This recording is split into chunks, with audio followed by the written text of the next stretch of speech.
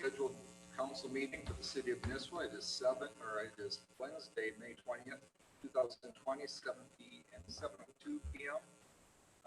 Would you please join me for the Pledge of Allegiance? I pledge allegiance to the flag of the United States of America and to the republic for which it stands, one nation, under God, indivisible, with liberty and justice for all.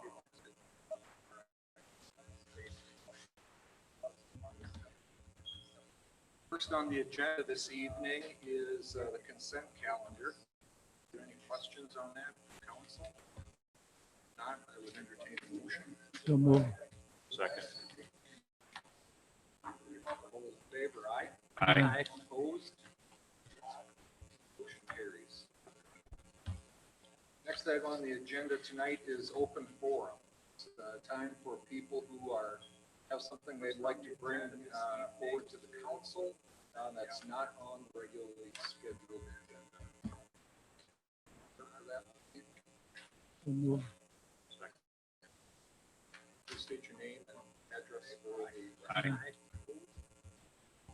Alan Jenkins, 23530 Smiley Road, Nisswa, Minnesota.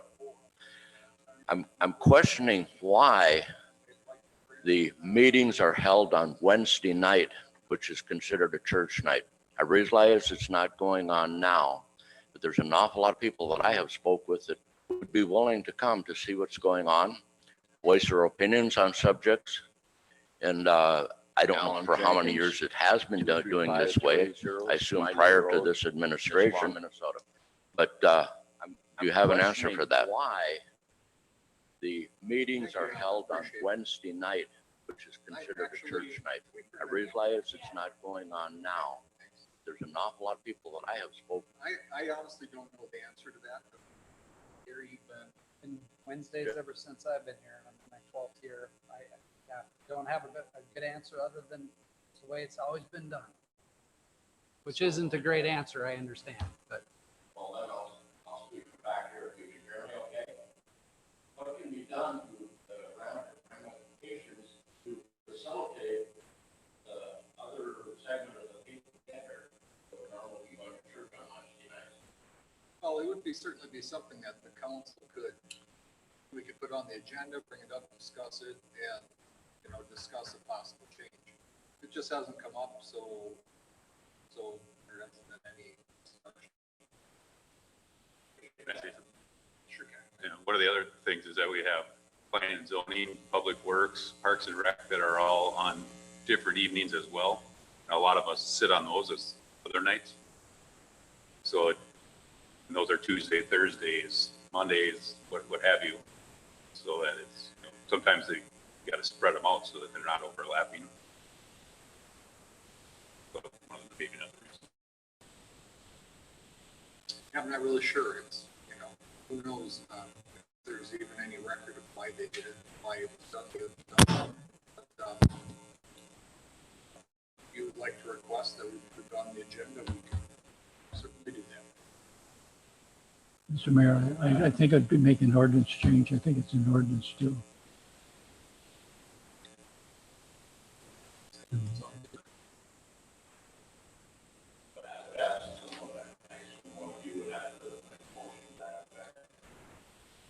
We'll just put it on next month's agenda.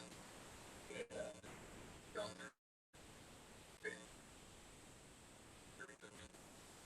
And in the meantime, we would, maybe Jenny and whoever can take a look at the monthly schedule and see how it might. I believe Public Works and Planning and Zoning, they're not this week, they're previous. So just like Tuesday or Thursday or something. Okay. Very good. Thanks, Brady. Anyone else here this evening? Anyone online? Actually, I need to send already. Did we get any questions? Pretty good. Well, Move on then to reports. City administrator is first. List. Good evening, Mayor Heidman and members of the council. I'm going to stand because neither microphones by me are working. So just to make sure that the folks out on our Zoom meetings can hear me. A couple items I have for you tonight. One is I prepared using the template given by the state a COVID-19 preparedness plan. I put one together for city businesses, just kind of how we're doing staff approaches in the office and throughout our departments. It does speak to at the very end to be confirmed by the council as far as the content, and so I wanted to ask for your approval for the plan. Certainly any feedback that you have on that as well. Terry Wallin and I will be working on a plan for the pickle specifically as we start to figure out what those pieces look like to get the pickle back open on June 1st. So that will be coming, and I will communicate out to the council as we get more details for that. But what you have in front of you tonight is more just city departments, operations, things like that. Are there any questions?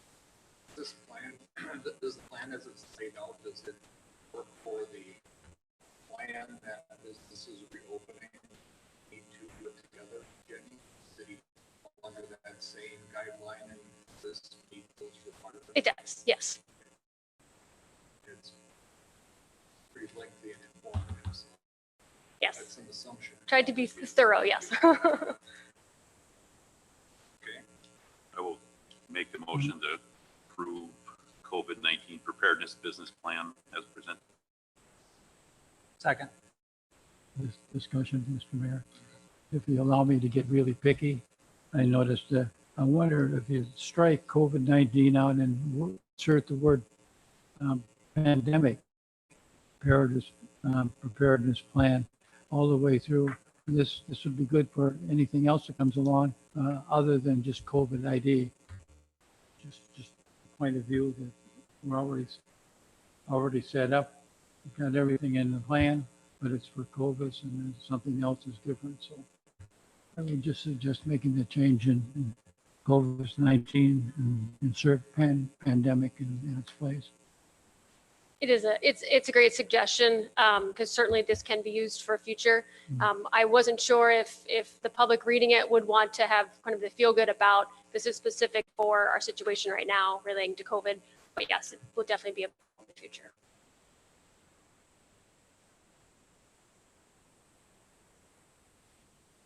Picky.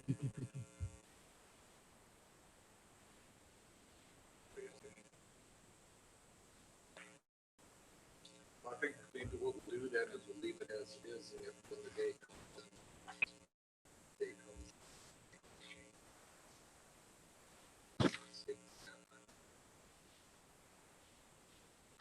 Okay. Anything else? All in favor? Aye. Aye. Opposed? Motion carries. Thank you very much.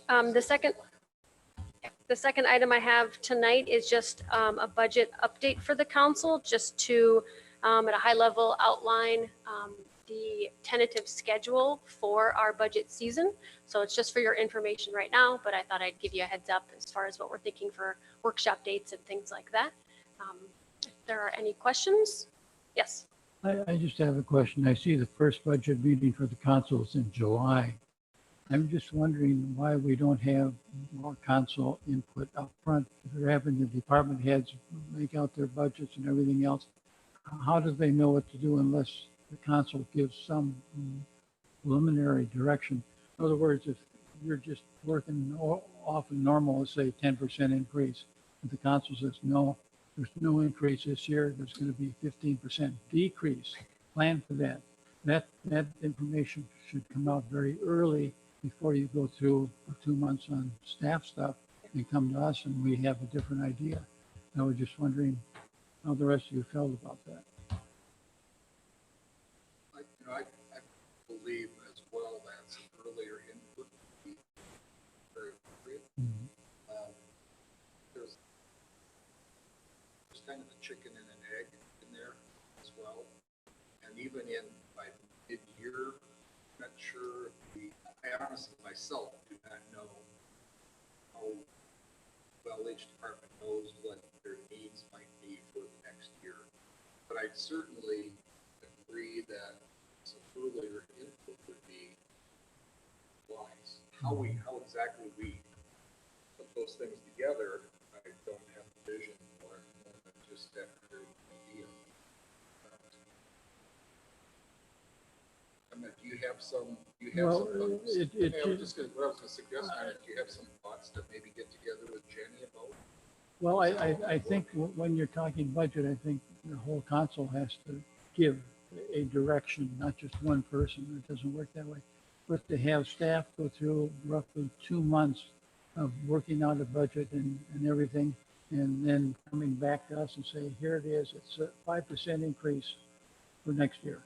And if the council says, no, we were thinking 15% decrease. It throws everything in the bucket and start all over again. So to prevent that, if you have at least some indication from the council of what we're looking at, that would help guide you too with the staff. That's my only point.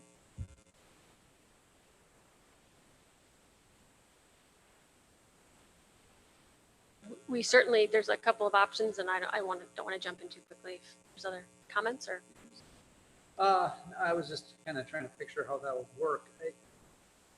I agree, it's a chicken and egg thing because we kind of need some numbers in order to give some feedback, but I'm not dismissing what you're saying. It's nice to be able to give some feedback so we can get some numbers. So I don't know how to balance that. Would some kind of a early report from each department as to what if there's any big items that they see changing, that they may be considering for the next budget season, and that we may need to know about, consider, what is that?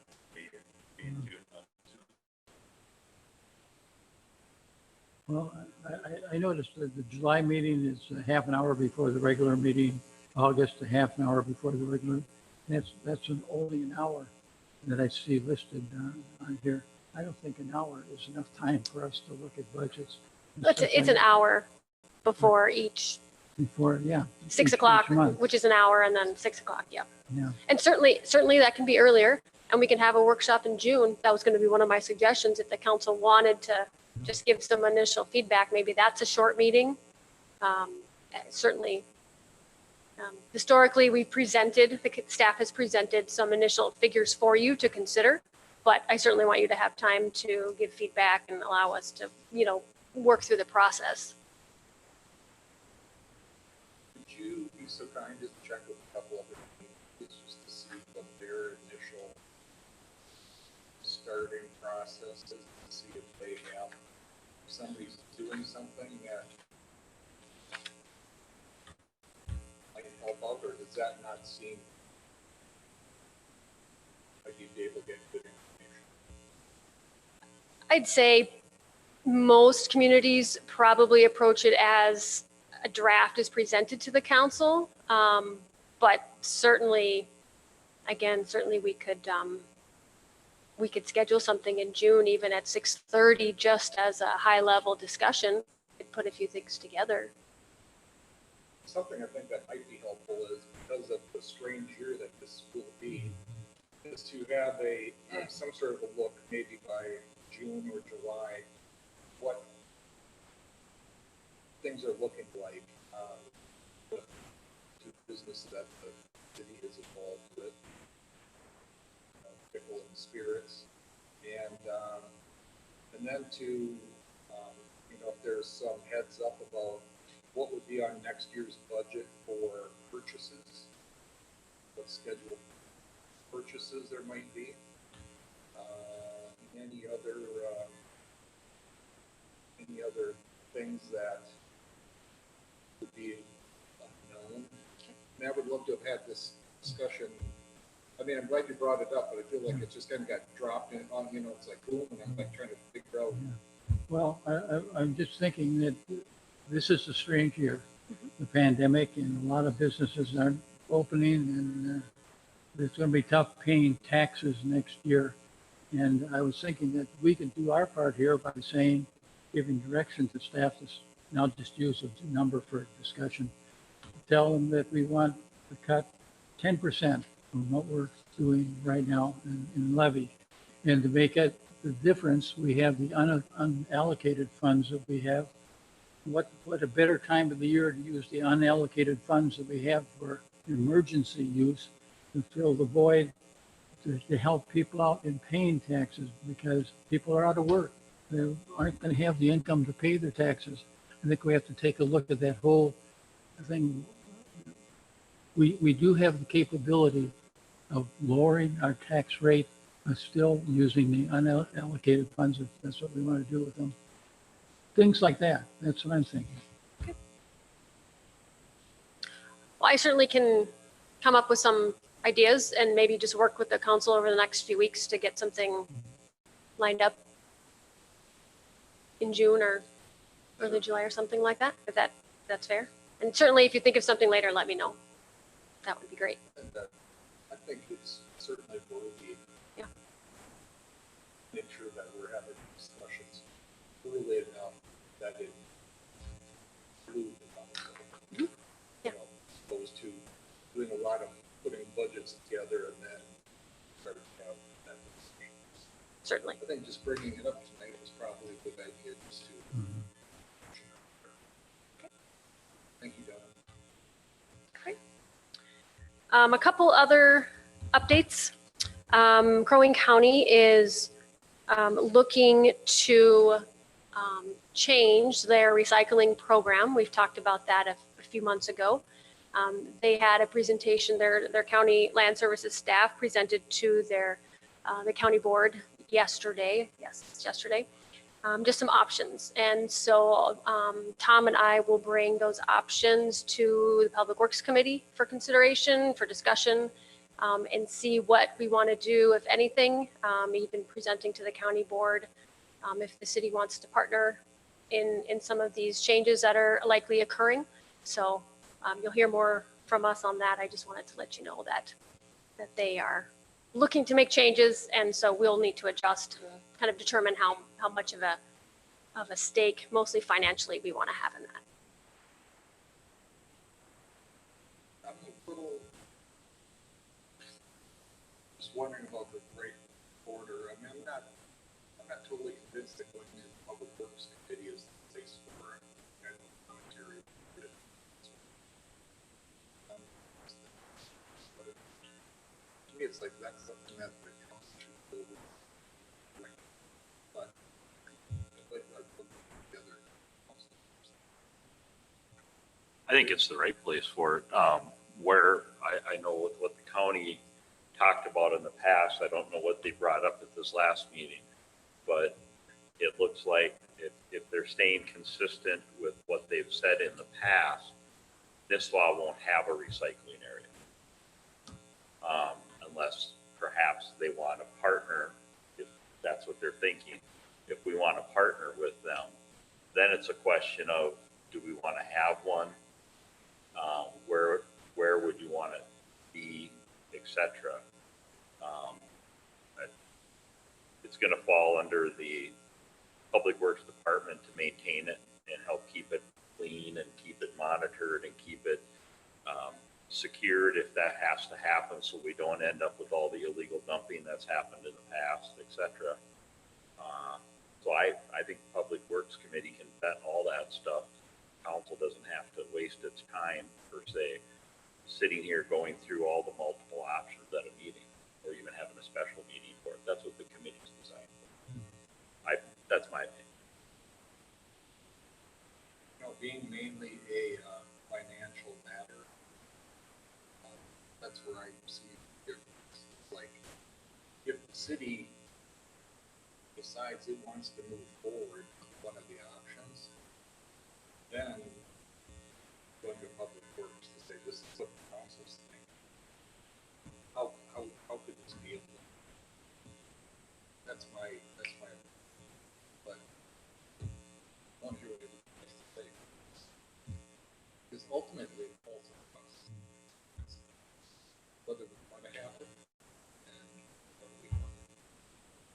I have no strong feelings either way, other than, we form these committees to provide different services and then to come to the council with recommendations.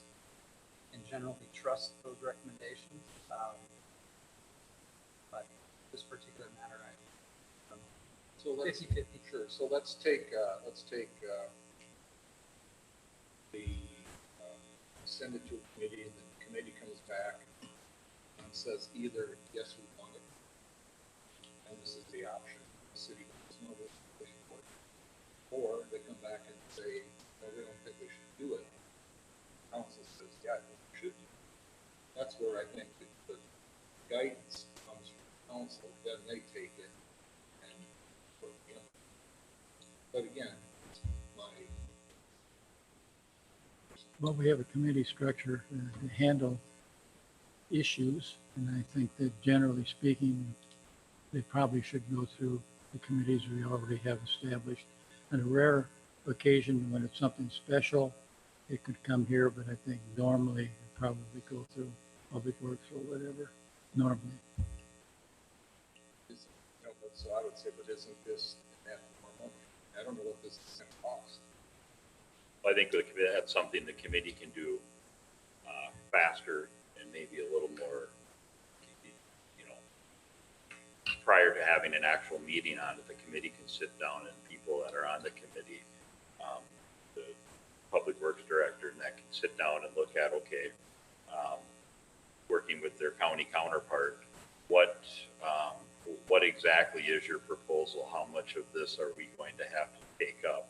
What parts of it are we going to take up? And then break down costs for those kinds of things. If it's 50-50, 60-40, whatever, what infrastructural things will we have to pay for, et cetera? What rental or, hauling or whatever it is, he can sit down and go through all of that with the county and then bring that to the committee and sit down and break it out. This is what we're looking at doing. This is the dollar amounts. This is the, projected costs, et cetera, and go through all those things and then present it in form again to the council. Council says, well, that seems to be a little bit high, or, we're good with that. We can decide maybe if we're going to spend that kind of money, we should shoot it out to the public and see if the city and the people in town want to have that here. But then ultimately it is going to be a determination by the council whether you go forward with it or not. But so is the county going to be providing information on costs and so on? What the county staff presented yesterday was there were 5 options for the County Board of Commissioners, a variety of options. They didn't really give any specific preference to any of them. They just said, here are what we think are viable options. So I don't mean to interrupt you, but are they 5 options that they want to absolutely work within? Or are they saying, we're looking for input, what are your thoughts? What sort of our 5 options ideal is that?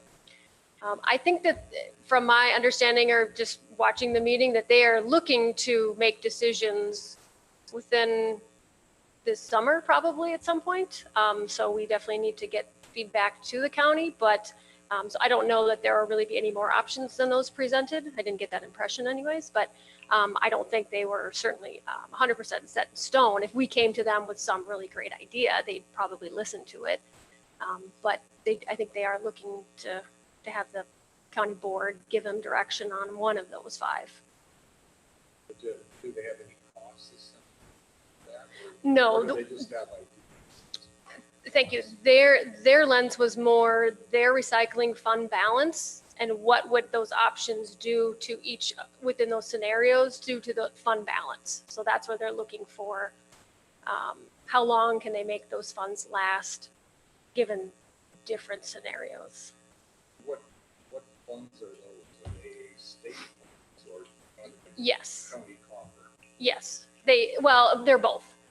And so the recycling program brings in has a few different revenue sources. And then historically, they've been distributed out to the cities and the townships in the county to help fund our programs. And this year they have taken that over as far as the financial management of that, and then looking to further adjust how they approach the program overall, looking to condense.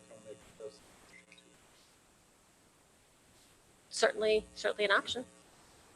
It sounds like they're struggling to, I don't say struggling, but they're trying to decipher what direction to go.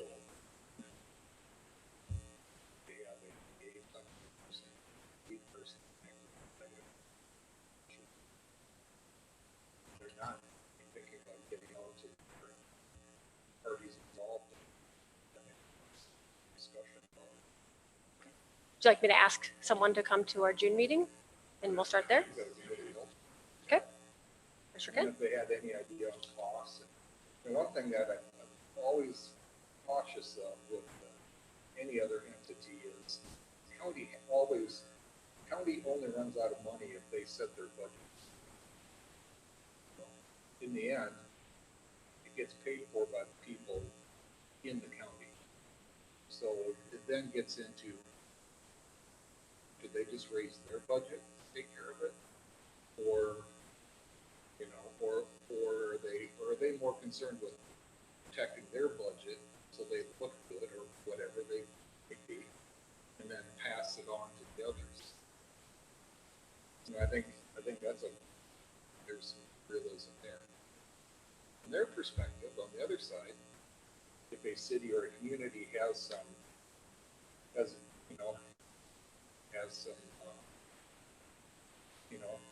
money in the game, then maybe they will oversee the site work. Which I'm not suggesting, but I could see that from their perspective. But I would like to have some sort of report myself with the cycle. I'd like to have a little report on.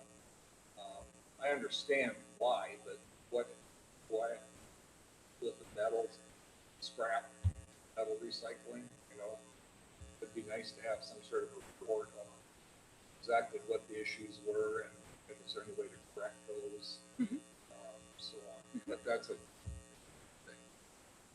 Okay. I don't know, to me, I would like to see, to me, it's most simple for the council to deal with. Have somebody come in, make a presentation, talk about it. Tom can certainly be here, be part of it, ask questions, bring a list of questions that he might have, and go through them, and that would seem the most efficient. That's what that's my thoughts. We can certainly start there. I think, internally as a group, we'll start to toss around some ideas, and we have, but now that we have a little more of an idea of what they're looking to do, some ideas, we'll start to do that as well. Okay. The last item I have for you tonight is a question with everything that's going on with the pandemic. Really the question about local events in our community is something that I want to make sure that everybody's on the same page about before we start to get into our heavy summer season. Some events come before the council that maybe need a temporary liquor license or some of those types of things, so you see them, but certainly not every activity or large gathering of people in town, it comes to the council for approval. And I want to make sure that you're comfortable if we continue on with our usual process, or if you would like more council involvement to certain activities. I want to make sure that we're all on the same page. Does that make sense? So I'm looking for just some feedback, some thoughts, just to kind of open it up. My take on it would be, if somebody wants to have an event, they should have an event. Okay. And unless the city is sponsoring, then the city shouldn't have to be really involved in how they do it, except to say, if they call, just that they would be reminded of the safety precautions that are in place, that we hope they would respectfully follow. Okay. Now, if the city is part of it and putting money into it, well, then we should probably then have discussions as to make sure that we really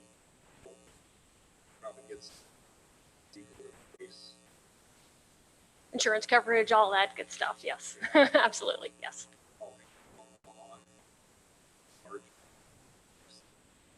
You ever hear that? Like, it's a real thing. I would agree. Okay. See, Yes. if I'm people getting nods. Okay. aren't in favor of it, they don't need to attend those events if they are against it, if they do have it. So. As long as they, whatever their event they're having meets, if they're having a beer garden, they have a license to do so. Certainly. They have dram shop, they have Yeah. the appropriate insurances and stuff, so somebody doesn't come along later and say, by default, the city allowed this to happen, and I got hurt, and they don't have insurance, what do you do? As long as that stuff is covered, let them go. Wonderful. I appreciate that. Just wanted to make sure, ask the question, and we'll certainly make sure any permits or other things that those are definitely covered. So that is all I have for you tonight, unless you have questions for me. Great. Thank you. Thank you, Jenny. Next, reports, Mr. City Attorney. Thanks, Mayor and Council. I don't think there was specific agenda items that came up under the business.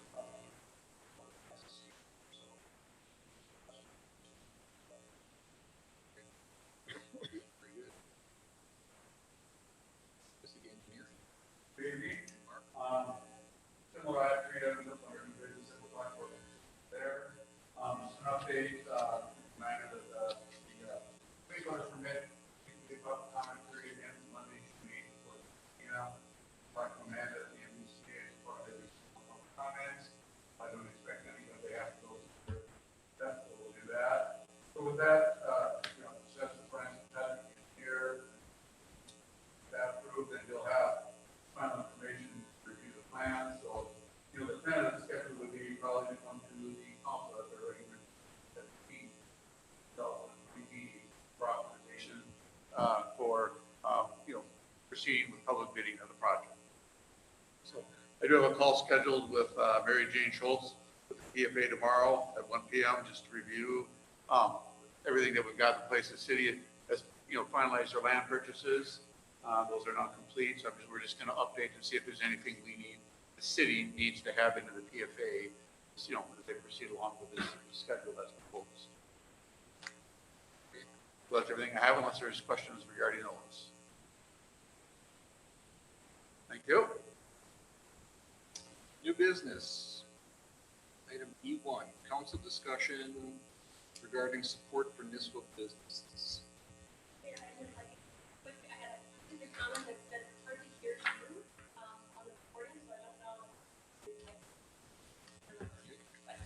Hopefully that's better. And Mike says that it's on, so. Yeah, it's sometimes you just have to be really close for it to pick up.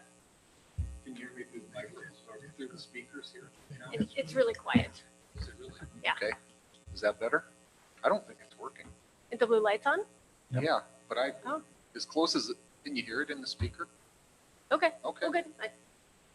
You're right, you're Mr. Brian, very well. You better, Mr. Jacobson, I can hardly hear him at all. I believe it's hard. Directional mic, you speak directly into the microphone, not to the mayor, then I can hear. Some of us have served in the military, our ears are not as good. Thank you, Alan. I will keep the microphone close.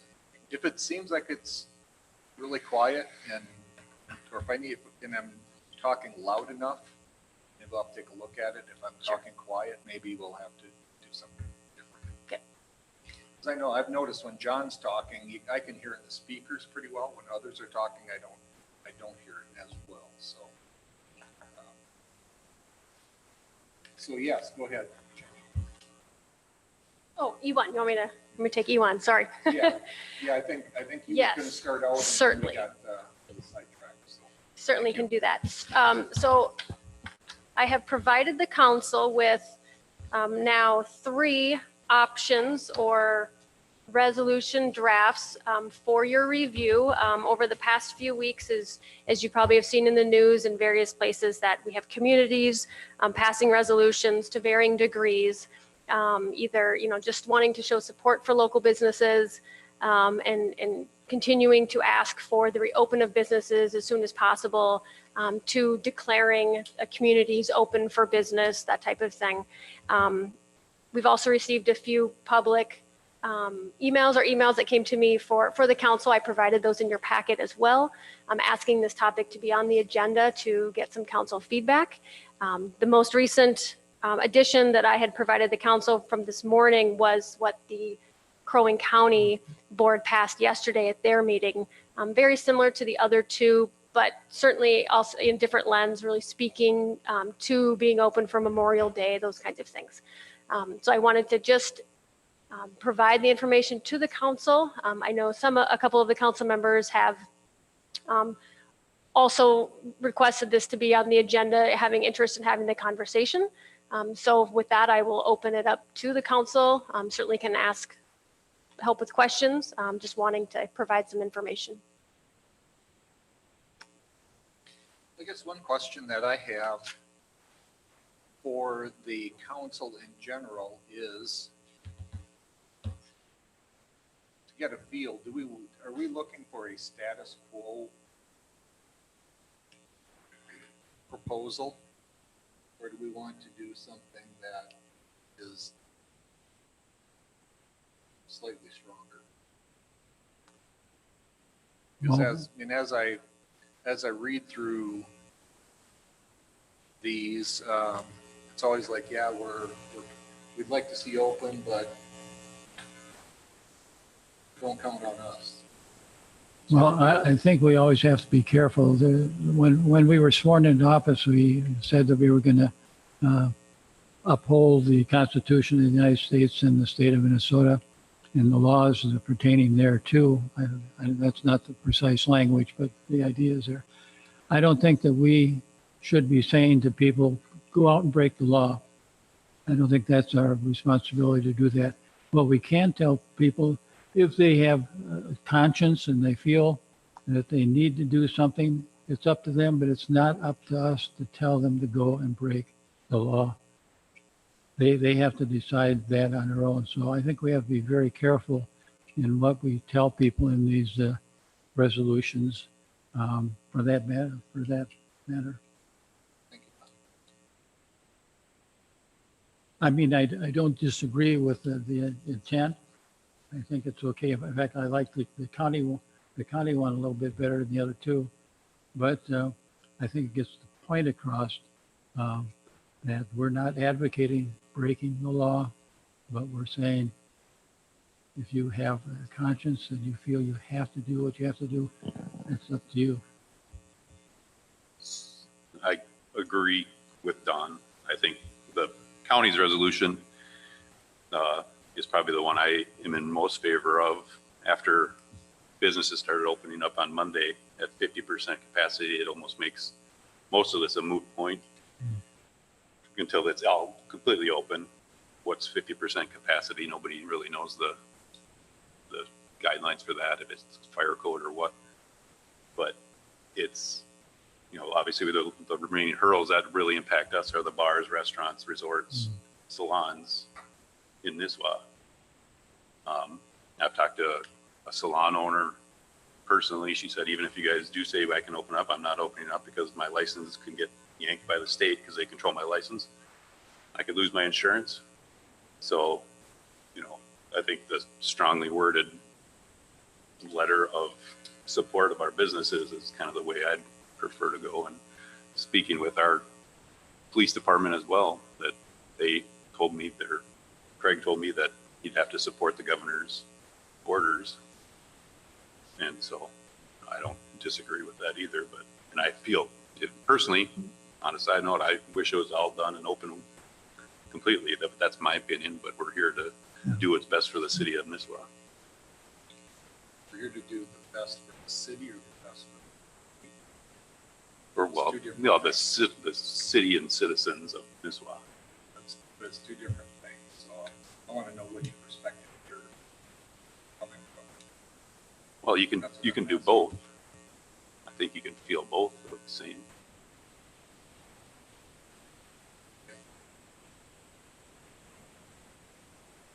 Tom, you have anything you wanna, what have you been involved with other communities and so on?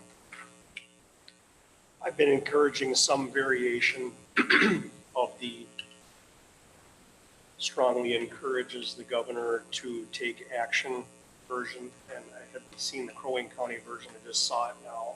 And I would characterize that as more of strongly encouraging the governor to take different action rather than first version I see here, which is more of a probably defiant stance, allowing businesses to be open in spite of executive orders and law, and I don't recommend that. Information I've seen from the League of Minnesota Cities Insurance Trusts and other situation tells me that if, probably unlikely, but if the city had a liability event with a resolution like that authorizing defiance of state law, then we've got a serious, very likely uncovered liability issue with respect to insurance. It's just not worth the risk to defy the governor's orders at this point. It's a sad state. Sure is. Mr. Mayor, and without any further discussion, I'll move that we adopt what I'll call the county resolution that was on the table when we came. It's no longer one. Or pass it.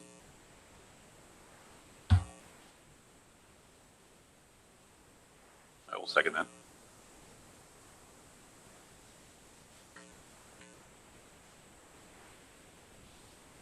So this basically says nothing. It is. That's Correct. Yeah. Both. Say nothing. You know, I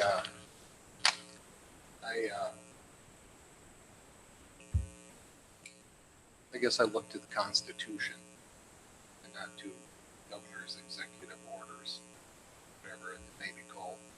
And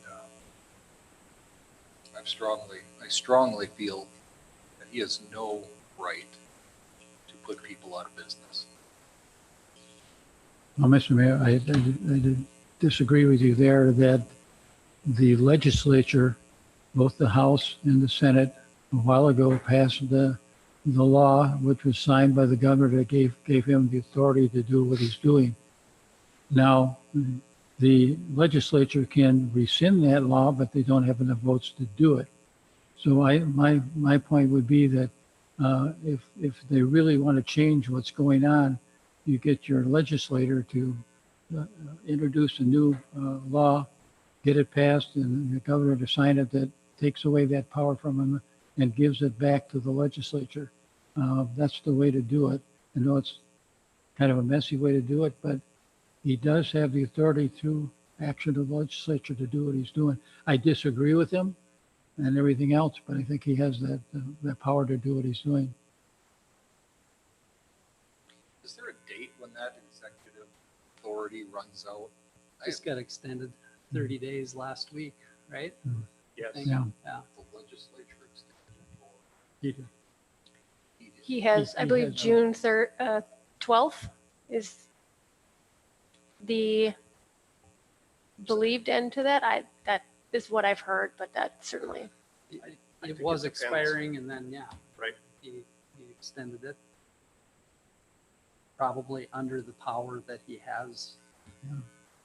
At that point. Because I thought I had heard that June 12th or 13th, that authority runs out, but I've only heard that once and I've not heard it I don't think since. so. Well, that'd probably be about right.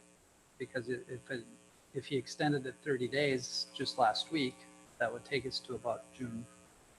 But he can 10th keep or 12th. extending it as long as he wants. Right. Right.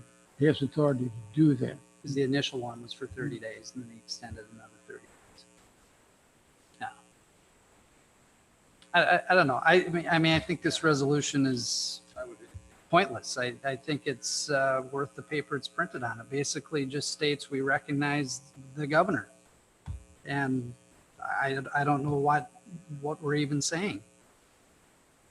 I think the fact of the matter is that every business that in Nisswa that wants to open, with the exception of bars, the salons, Anybody with a license, restaurants, basically, if you have a state license to maintain or have an issue or could potentially be visited by the state and have a license jerked, or in jeopardy, other than those businesses, the others can go ahead and open. So yeah, at this point, It really does it's just a boil moot down point. It's to, moot.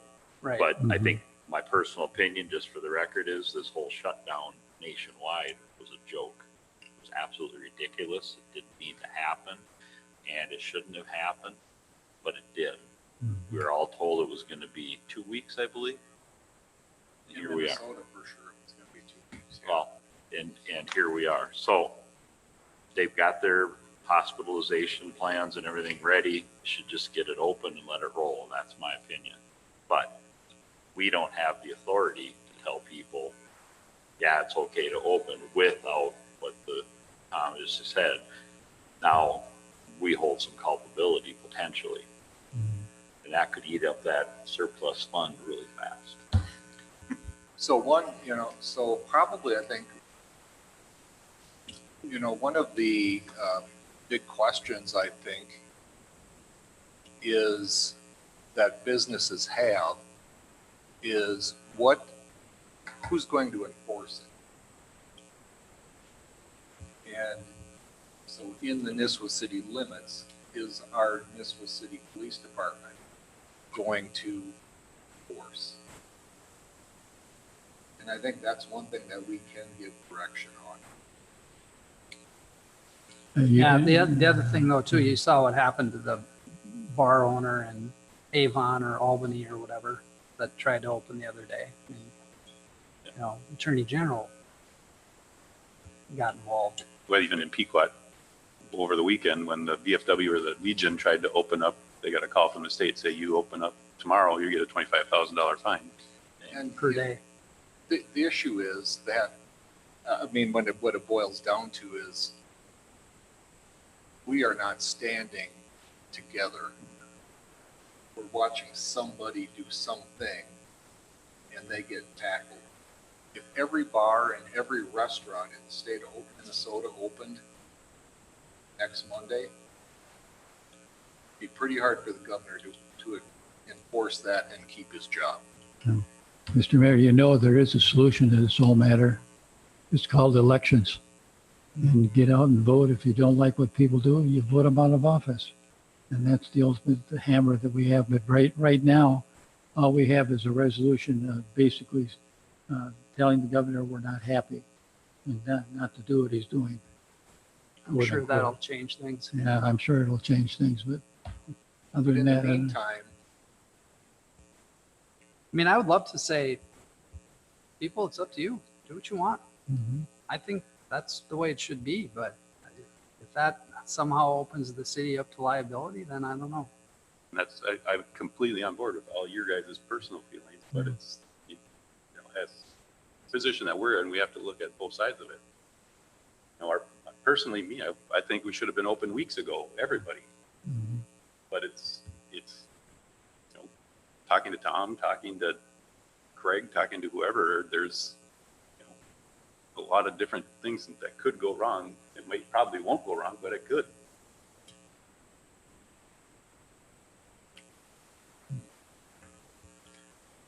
sheep comes to mind. But Alan, what do you have? I agree with Mr. Ryan. Constitutionality, our Constitution is being taken away from us.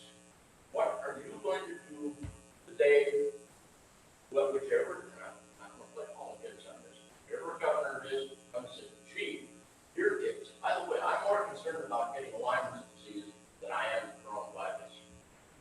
A lot more concerned about it. I think it's a total joke what's been pushed on us to take away our rights. The front that the governor would say, oh, we've got a deer tick problem, you can't go in the woods. Or you can't go outside. Stand up to these people. It's got to start on the lower level and say, hey, enough is enough.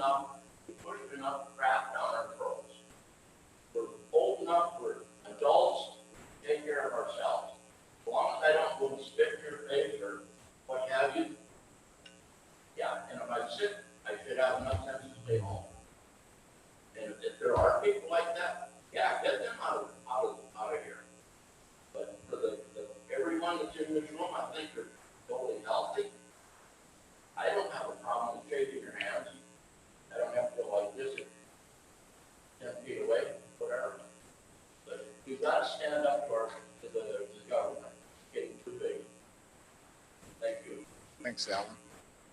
What happens when they come next year or so and they want to take guns away? Exactly. They want to take Well, other rights away? what are you, we have a motion and a second on the resolution. The way you're talking, you want to do something different. What would you rather say? I think what you said, I'm not sure that you were advocating it, but you said, I would like to see businesses do what they want to do. Well, they can do that right now. Mhm. They can do whatever they But want to do. But businesses are looking for some sort of inkling from their city and their police department as to, is the police department going to turn into the Gestapo, the brown shirts, and go around closing, arresting people because they open their store? That's the sort of thing that people are worried about. They know that they can do what they want to, That's right. but the question is, how does the city feel about it? And my take is, we should pass a resolution that says, City of Nisswa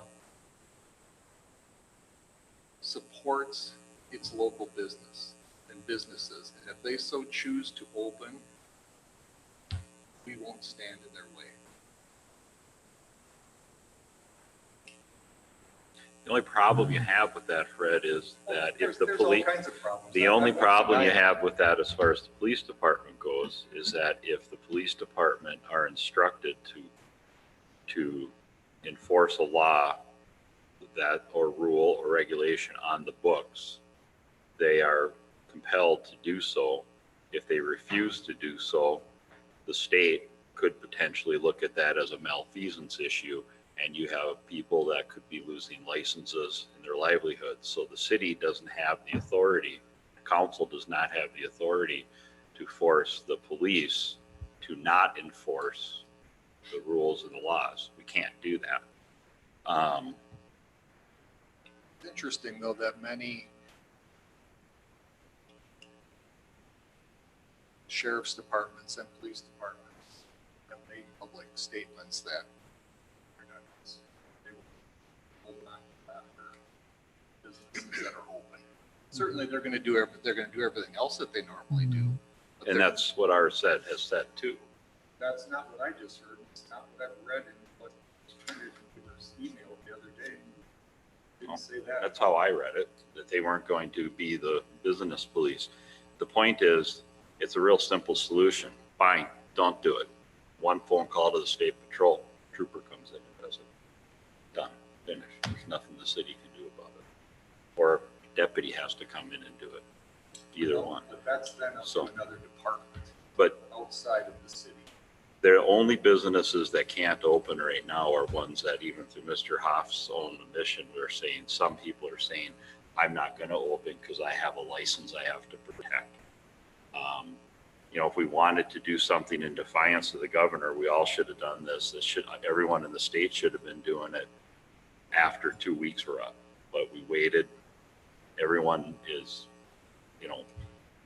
we're where we're at. I think, the League of Minnesota Cities, we could actually, if we pass a resolution, we could also send a very strongly worded letter to the governor directly from the city of Nisswa saying that, look, this is our time of the year. You people in the cities may have 12 months out of the year where you can make money. We have 4, and now you're messing with our 4. Okay. And that's kind of, that's what these do. But at the same time, everyone here can open. I talked to some businesses downtown, the ones that, most of them are already open, and there's the 3 I talked to said they're opening this week. The ones that aren't, again, have state licenses to worry about. Mhm. That's why on Tom's advice, I would say that as much as I would love to have something different in the governor's office, I just see that, somebody that's going to open things up like some of the other governors are, we have what we got, and this is what we get to deal with.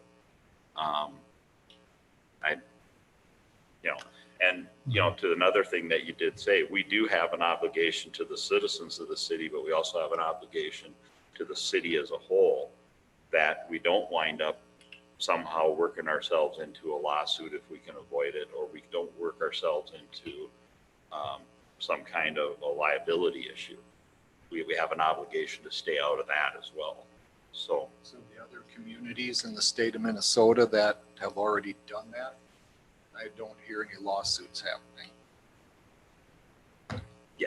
we don't know. And maybe they won't. But you do have the Attorney General showing up in Albany with one restaurant owner that said, I'd advise against this, or you're deep crap. You know, I understand. I'm completely on board with So personally. here's a position to take. Why doesn't the city say that we are in favor of it, that we are in favor of all businesses opening, and say the heck with the governor and the Attorney General, and wait for him to call us up, tell us to stop, and get a front page story out of it, that he's looking to shut down one of Minnesota's biggest tourist towns. We can always back down at that point in time. Wow. Sheep. Well, the biggest No. difference from some of the earlier resolutions that were passed is that now the, retail is open. So again, it does boil down to basically bars, restaurants, hair salons. But he could close that in 2 weeks. He could close it in 3 weeks. Yeah, you could. That's why I believe that the city should be a strong like Pequot. And if something, if what's his face shows up at the city hall doors and says, hey, you guys are gonna get fined if you do this, let's be on the front page of the 6 o'clock news. It works against them. Yeah, It but works against them to belittle and put local businesses. I don't think that position is responsible for city council to take. I agree with what everybody is saying here. We don't like it, but we've got a week and a half and the deadlines are going to be up. I think what we need to be really worried about, talking about our civil rights and stuff like that, is that they're predicting, I know their predictions have been off a lot. They're saying we're going to get another wave in the fall. So we have between now and the fall to take the necessary steps to get some of these things changed in the legislature and in other ways to prepare for the fall if that comes. And I think that's the responsible way to do it, rather than try and bash the governor and everything for the next 9 or 10 days here. I'll leave it at that. I think we should move on. Question for Tom. We can't open, insults aren't helpful. Yeah. Fred. Well, wasn't it? we can't open up and say If you businesses, took it that way, then I'm trying to maybe speak. there's something to it. we can't open up and say that businesses go for it, but we're opting out of our liability as a city. Because that's basically what it's coming down to, right?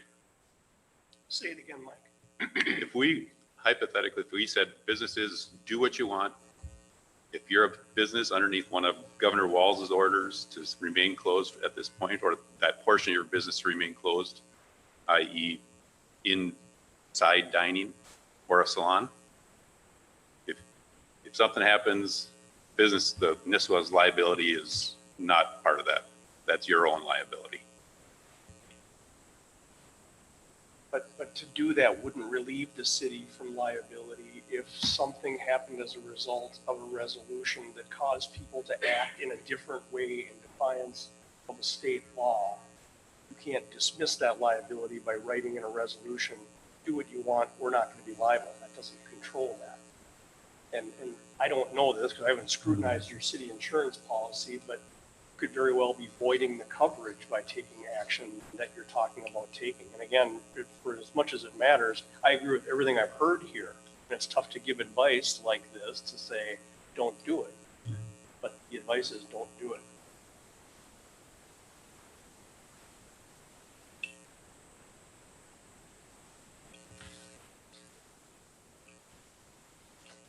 motion back to us? Certainly. So Councilmember Jacobson moved to adopt the resolution as the same as the county approved yesterday, obviously modifying for the city of Nisswa. And Councilmember Hoff seconded the motion. If you'd have told me a year ago we'd have been having such a discussion, I would have told you we're on a different freaking planet. And if you, Crying shame. you may think I'm a sheep, but if you talk to any of my friends, people that know me, they would say I'm just as far on your side as Say you're a sheep. well, implied. Didn't even Call the imply it. question. We don't need to. Yes, all those in favor? Aye. Aye. Opposed? Nay. Thank you. Moving on.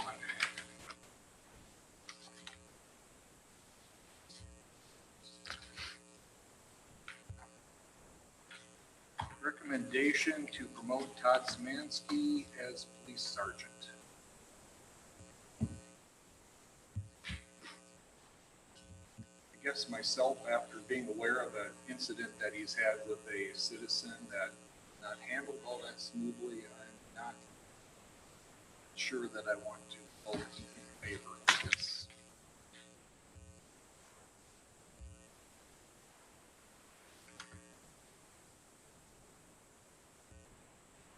He's proven himself. Jenny knows the story well.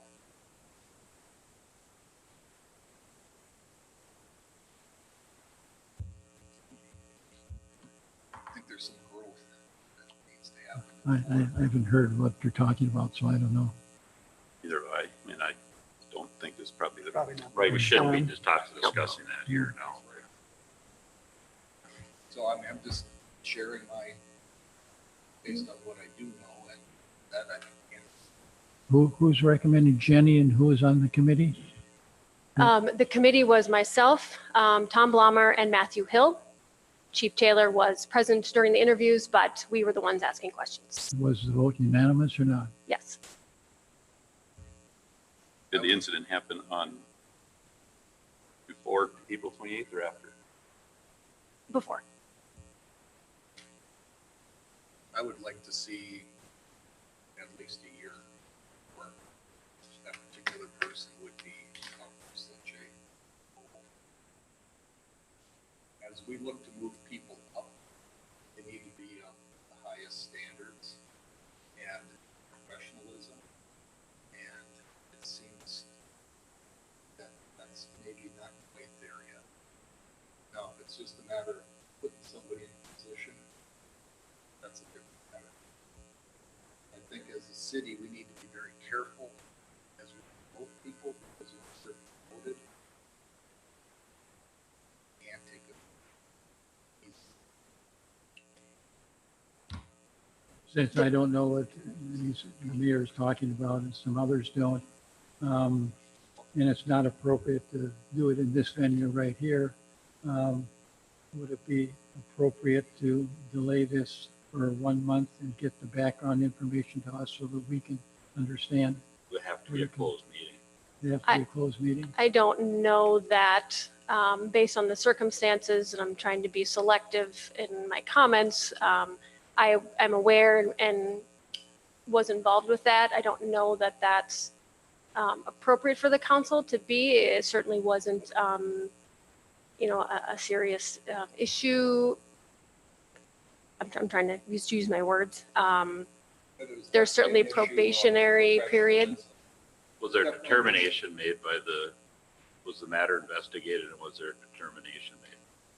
Yes. And what, was it unsubstantiated or what Correct. is it? Okay. Substantiated. Okay. So, How is that possible? well, now is not the It's time to not, discuss it's really it. not. Can't Oh do that in an appropriate. open meeting. my gosh. Correct. Okay, all I can say is I don't see the professionalism that's needed for Is the police chief in agreement with this? Yes.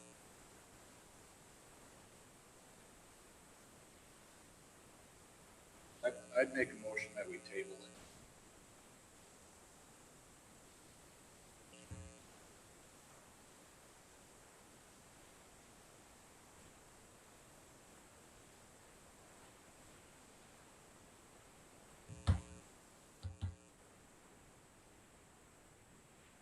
If we table it, what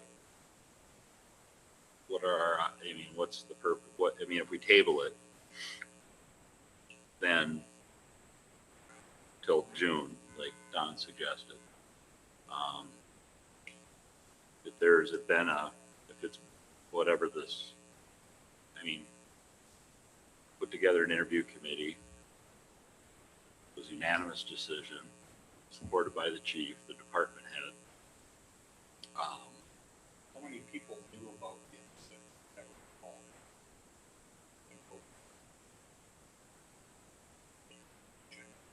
involved? You mean from the interview committee? None, except for myself. Nor should they have been aware of it. Correct. Correct. So my point is, you say there was a unanimous vote, but they don't know what was behind the scenes. Would it be Okay. appropriate for, I'm sorry, for the liaison to assist in this, give the council some kind of further recommendation support? I'm just, if you're wanting a little more.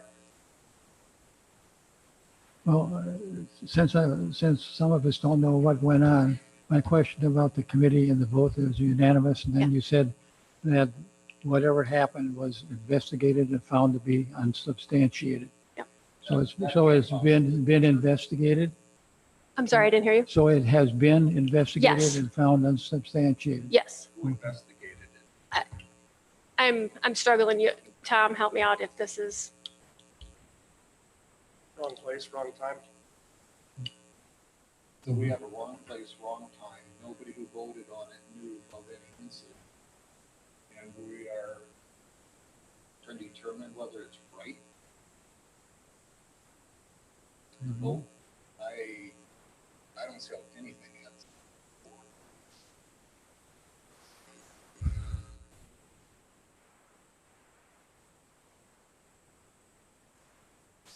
Tom, can you help me out with, there was a motion to table, I need a second, or, yes? Okay, so there, probably at that point to call for a second to that. I made a motion to table, so I've not heard a second yet.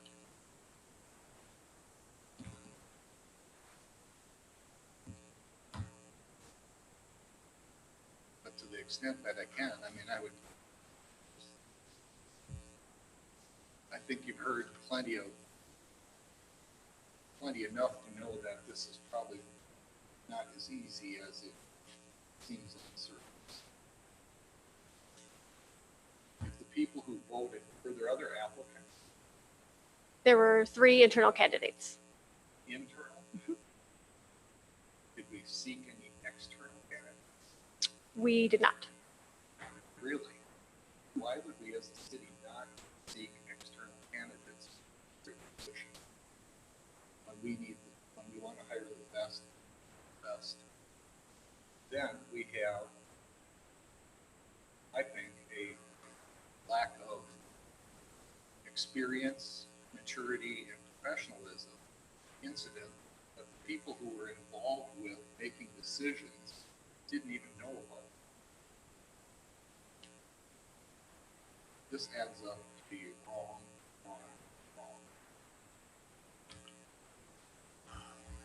I guess my opinion on it is, I don't know the backstory by any means. I don't need to know the backstory, I guess, unless somebody wants. If you want to promote somebody who could very well be up for somewhere in the future, job of a police chief, I think we need to be very cautious.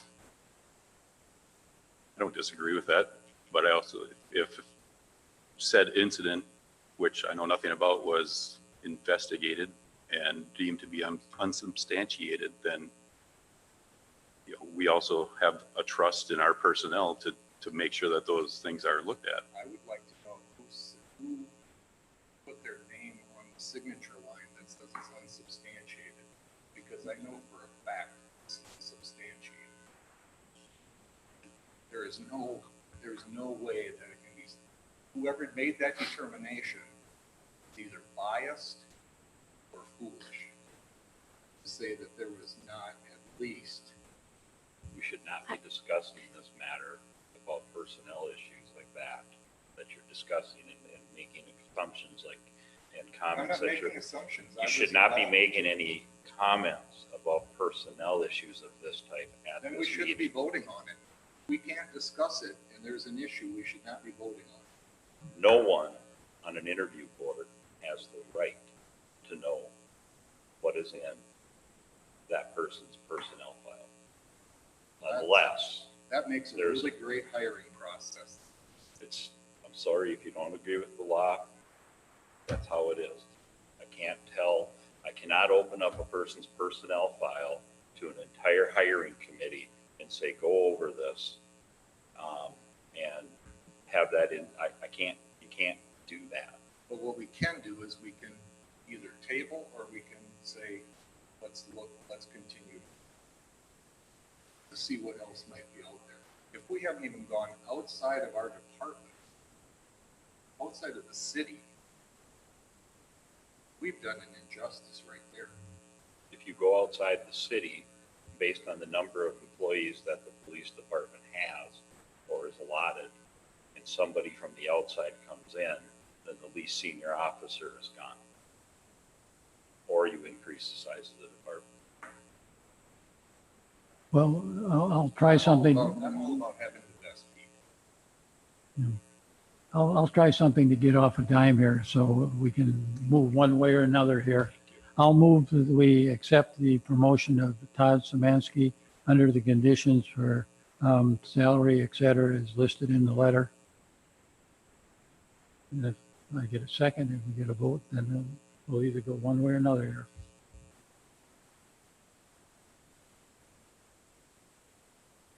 Second, because I also know this young man very well.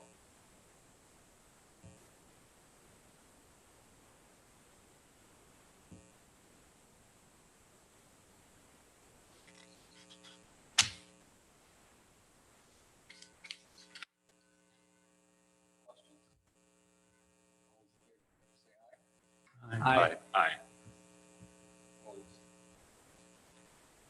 I've got to excuse myself. Have a good evening, gentlemen.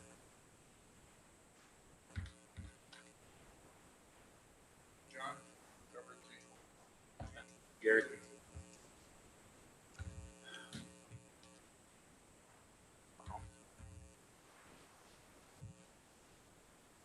All right, so we are on to agenda item E4, Three. sorry. Request for police officers for pay adjustment. Mr. Chair, comment. I know that we have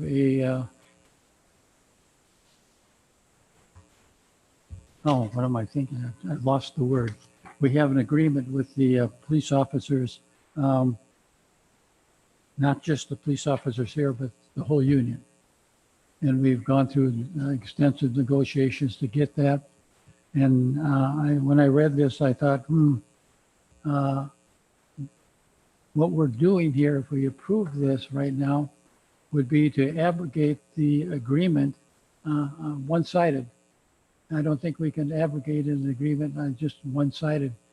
I would like to see, if we pass on this, a letter from the police officers union saying that they agree to this proposal and agree to all the things that are in this note here. I don't think we can just take the names of the officers who are asking for the money. We have to have the union say it's okay to change the conditions of the labor agreement that we have we can't do it individually, just one-sided. Not that I'm against it, but I think we need that information from the police officers union to come to us before we can proceed. That'd be where I'm coming from. So the other side of this is that the liquor committee was, in our last meeting, was approached by Brian from Spirits saying that I've worked this frontline worker increase from these dates to these dates into my budget, or I've taken it out of my budget to do this. I don't, and we're all in favor of that. It came out of his budget. We didn't have to do anything additional for that. Spirits and the pickle off sale are way better. We're way up than they were last year. Mm-hmm. They're frontline facing customers that have had COVID-19, whatnot. And Brian came to us with the numbers spelled out pretty specifically on how much it was estimating on how much it was going to be during those times based on the number of hours that people are working or anticipated to work, even with the reduced hours that they had. And not to say that I'm not in favor of this. I don't know where I stand right now, but it doesn't tell me any numbers, how much it's going to be in total. It doesn't tell me, how often they're front facing the general public. I know that they get out of their cars during the day and when they pull people over or are doing their other things. So that's kind of where I'm at. There's some more specifics that I'd like to see in this. So I'll speak up on this. When the topic of a bump for the employees at NISWA or at Spirits came up, it was presented as, because of some increased dangers they face, that sort of thing. Personally, I didn't ever look at it that way. Spirits had, basically a record month. To me, it was a way to maybe give a little of that back to the employees. I know it was passed under this, increased risk headline, but that isn't how I looked at it. And for me, I'm disappointed in this request. I really am. When you sign up to be a police officer, you sign up for a lot of dangers. This to me is just silly, and I am not in favor of it at all. So. I don't, Don, your mention of the union is important. One of the things that has to happen, you can't move forward with anything along this line unless there is a letter from the union stipulating that this is a non-precedent setting act. Yeah. Okay.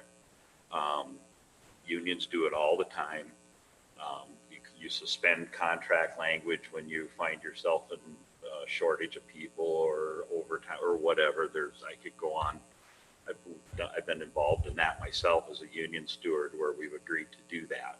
And we get a letter from the city, a letter from the union. The two of them agree. It's not precedent setting. Okay. It's just a one-off. Oops, here we are. You want something like that for this if you go forward with it. Gary, you're right. Sign up for it. I voted for the last one mainly to keep or to try and help keep mainly the pickle employees whole. A lot of them, they lost hours, they lost tips, their wages are based on tips. So if you take away the tip position, their wages could potentially have been higher per hour. Some of them were, substantially less than 40 hours a week. So that was a way to keep them whole. I have a hard time supporting it, but again, I would need to see the dollar amount, and there has to be something from the union. The union has to. So I did mention that to Jenny at one point, that there would need to be something from the union that stipulated. These guys, for me, I'd love to give everybody in the city $3 extra an hour. It'd be great, wonderful, super. But the fact is, they haven't lost anything. Spirit or employees at the pickle did. If you were at the spirits and you got knowingly exposed to COVID-19, boom, 14-day quarantine, tested and all that, so a little bit different. Are these guys, first responders across this nation are dropping like flies. They're getting sick, they're getting quarantined, some are passing on. I get it. I understand that. But, if we had these massive numbers like New York, that could be a different story. But I would like to see the numbers and I'd like to see the union stipulations. So I'll make a motion that we table it. The matter be, do I table or do I say no? Say no, and you have the option to bring another Yeah. one back. I would make the motion that we deny the request at this time and they can bring it back to us with more information. And a letter from the union. Correct. Part of the information. Second. We have a motion and a first and a second. Any discussion? All those in favor? All right. Aye. Opposed? Motion passes. So if they get a hold of you. Mr. Chair, I'll move approval of E4 liquor license renewals as presented. Second. Motion and a second. Any discussion? All those in favor? Aye. Aye. Opposed? Motion passes. E5, recommendation from Planning Commission regarding storage structures. Don, any light you have to shed on this? Okay, I'll try and explain as best I can. You may remember last fall, we asked for a moratorium on these storage units, which the council granted.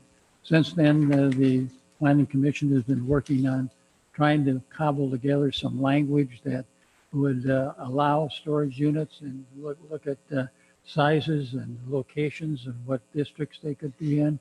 And vegetation and fencing and a whole bunch of different issues. I think we went through at least 3, possibly 4 iterations of what we were looking at, and we still weren't quite satisfied. At the last P&Z meeting, after some brief discussion, it was decided that most of the commission members felt that it was kind of a lost cause to keep on looking to get the perfect ordinance to allow them. And they voted to suggest to the city council that the mini storage units not be allowed in the city. Of course, that would mean that the existing ones stayed and that any units that were already permitted would be still staying. We have to have a public meeting on any ordinance change. That could be held by the Planning Commission. It could be held by the City Council. But before we did that, we wanted to get a feeling from the council as to, you guys think that we're off base by saying no more storage units, or are we on the right track? Just, we don't want to go through the whole process and come here and have 4 people say, boy, that was a lousy idea. We're not in agreement with that.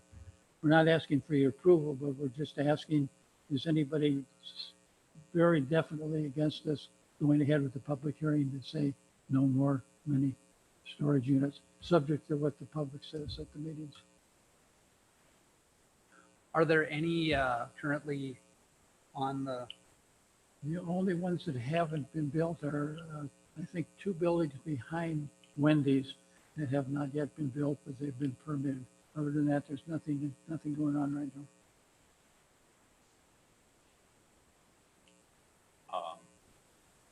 I have the one thing that, or a couple things here.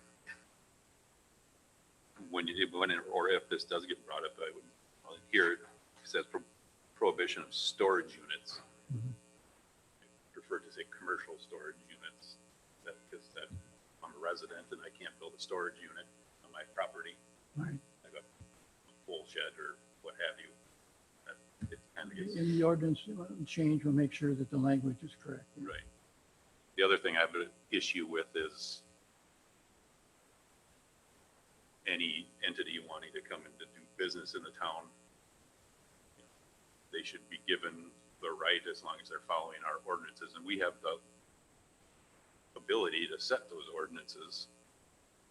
You know, if we need a fence around an entire storage unit or whatever, and then you know, I'd prefer that you guys come to some sort of agreement on an ordinance for storage units. You can make it as strict as you want. Yeah, that's what we tried to do, and we finally gave up. In kind of frustration, but okay, I understand what you're saying. That's the input we want. I agree with Mike.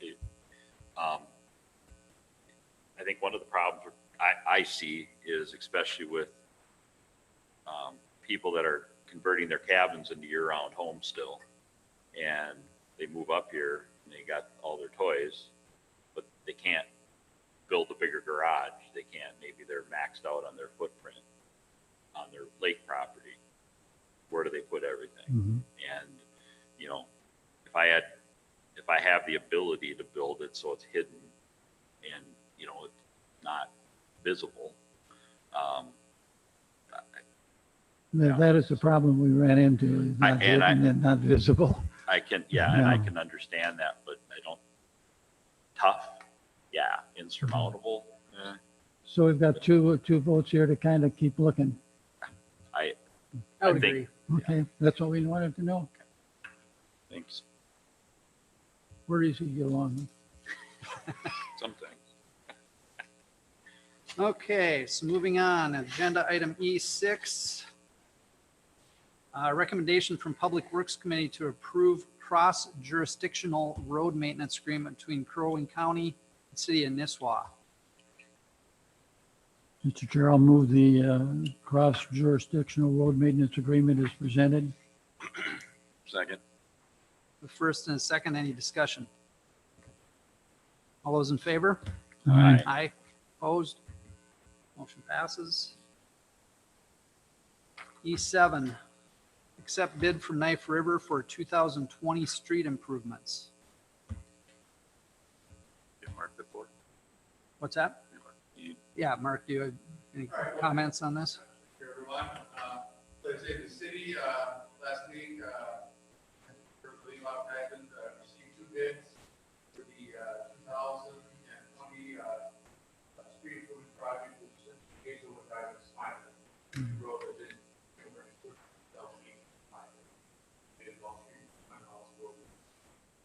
so they say you received 2 bids from Anderson Brothers Construction Company and Knife River Corporation. They're outlined there. We're going to break this, we check in the spreadsheet and everything, both bidders, you add it up. So the bid of Knife River is $519,504.80 is the low base bid. As part of that project, the city also asked an alternate bid for extending sanitary sewer.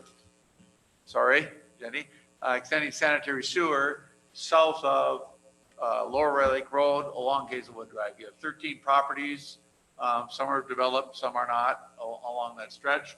So the Public Works Committee, actually last fall discussed that and decided to seek costs to put in, a small diameter, low pressure force main system to serve those businesses with step systems.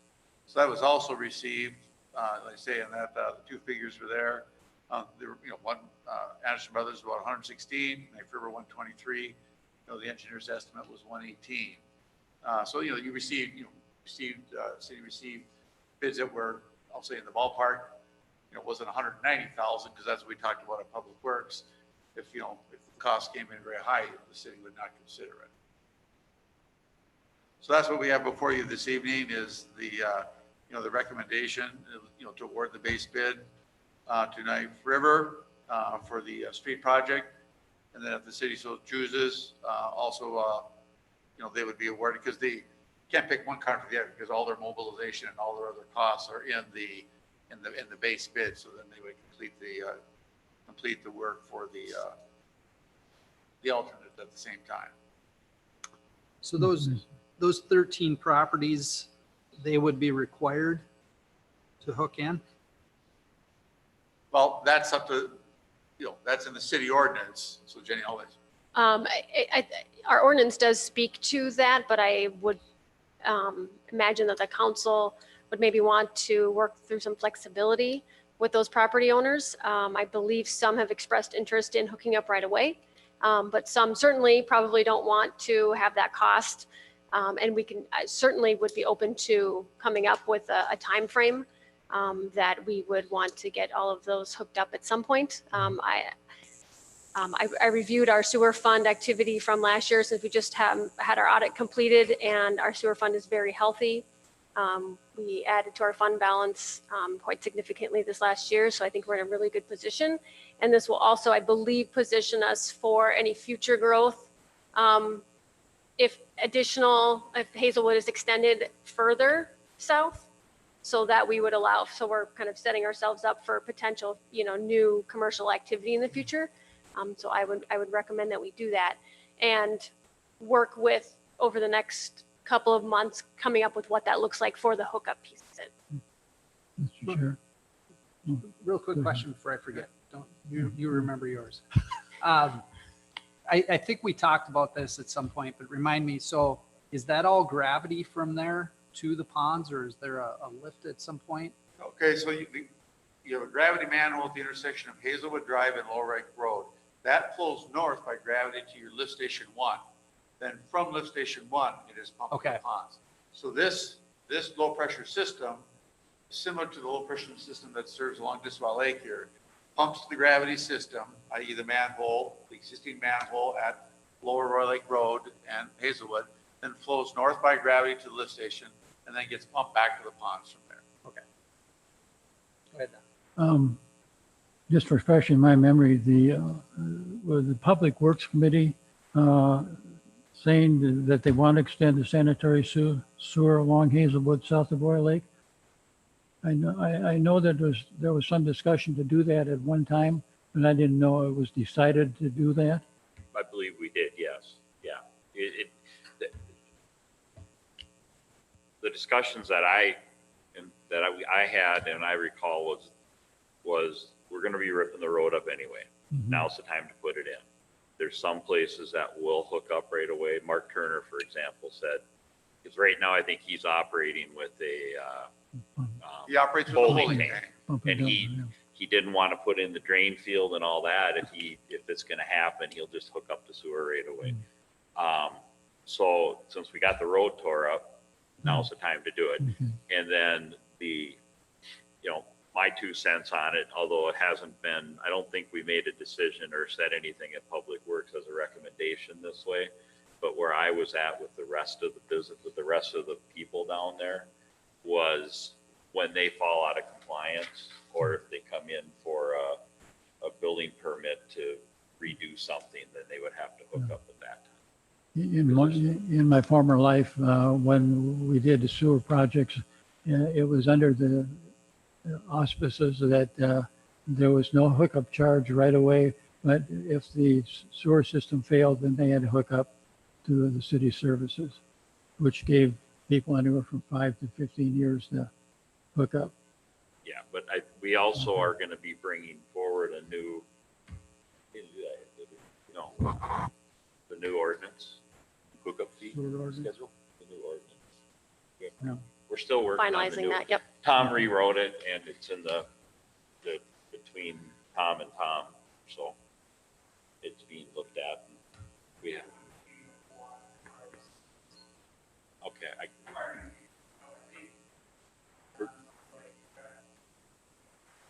think it was roughly the same. Something, don't quote me. I'll move the approval of the bid raised to Knife River Corporation for $519,504.80 and the alternate to Knife River for $123,240.90. Second. Tom, you have something, and then I just have a dumb question for Mark. All I was going to say is kind of adding on to what Don said, not only when they fail, but say the properties change hands. Yeah. Oh, right. So here's my dumb question. Anderson's bid on the second part of your on the sewer extension is less than Knife River. But I'm Yep. assuming it makes no sense if Knife River is doing everything else to have Anderson come in and do that piece. Well, and that is correct, because like you say, that the general contractors who bid it, that is really subcontracted work. In fact, I'll tell you, it's Al Deschantel, right, from Brainerd. He gave the numbers to both contractors, so that's actually who we're doing the work. Okay. But as I said, right, but even if, right, if, because if you look at if you add the totals together for both, as I see on the sheet, then, both Knife River is, total together is 642, Aspen Brothers was 651, so they were still second, Knife Yeah. River is still lower with that. I'll offer one thing I have discussed with staff. One of the items of the 4 bid items that pick up that alternate, if you look, it is the force main air release manhole, which they bid at $16,868, and I had estimated at $6,500, and Anderson Brothers had bid it at $5,300. You're 3-1.